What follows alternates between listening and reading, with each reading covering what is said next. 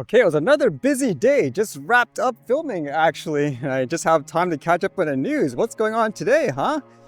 How about this one? More news about police here in Canada potentially using drones for 911 calls. This one says Peel Police could soon roll out drones for 911 response calls. As it says here, Peel Regional Police could soon begin using drones to respond to 911 calls alongside regular officers. In a statement to CP24, a spokesperson for Peel Police explained that it is exploring the use of drone technology as a first response tool for select 911 calls, saying, quote, "The initiative aims to reduce response times and provide officers with real-time information before they arrive.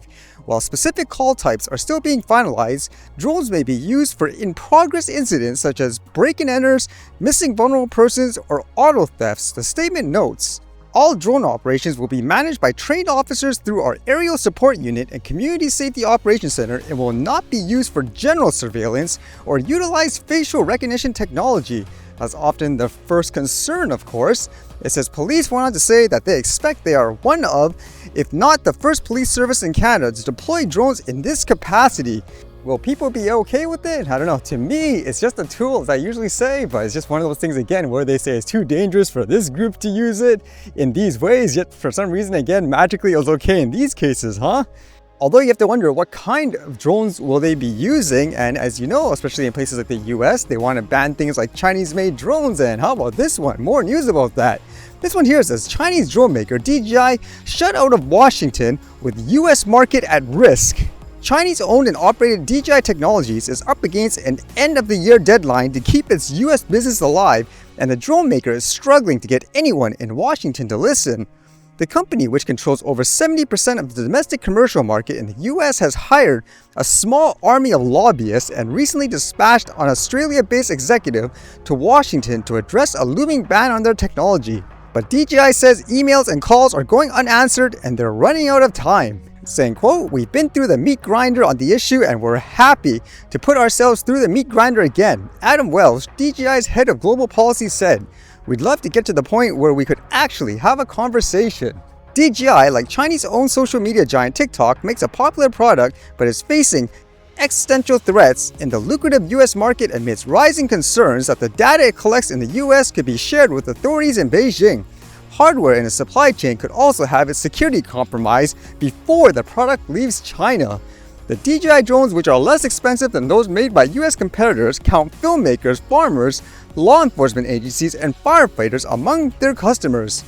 Although with that said too, from everything I'm reading, a lot of people in the US claim that there's barely any DJI drones in stock in various stores, so maybe they just gave up, for example, for the time being anyways. How would you feel about that?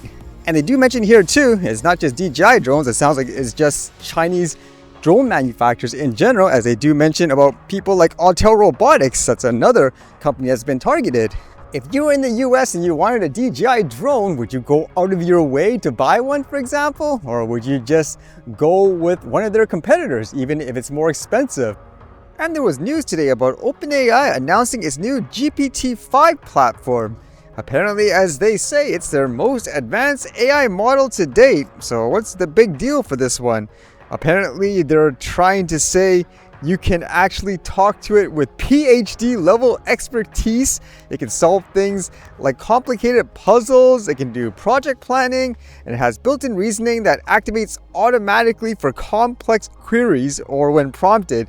For example, if you ask something such as saying, "Think hard about this." They did have stuff like this before, but it had problems, for example, with a lot of the AI platforms actually with hallucinations, where it just seems like it just completely makes up its own facts. And according to this anyways, it says one of the improvements is reduced hallucination rates and better instruction following makes responses more accurate and reliable, minimizing unsupported claims.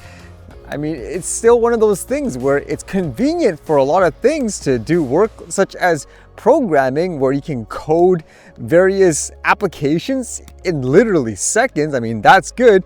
But if you're trying to use this as some kind of fact checker per se, in a lot of cases, it's safer for you to actually verify everything that you read.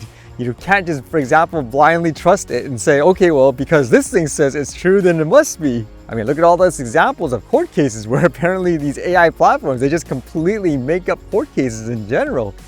I've only encountered it once actually, where it seems like if you do like a deep dive in a topic and you're trying to ask it to investigate, let's just say whether or not something is good or bad, it goes on an extreme bias to make up stories to satisfy your query versus actually investigating it just based on facts and giving you the results. That's what I personally seen anyways. But either way, the AI race isn't stopping.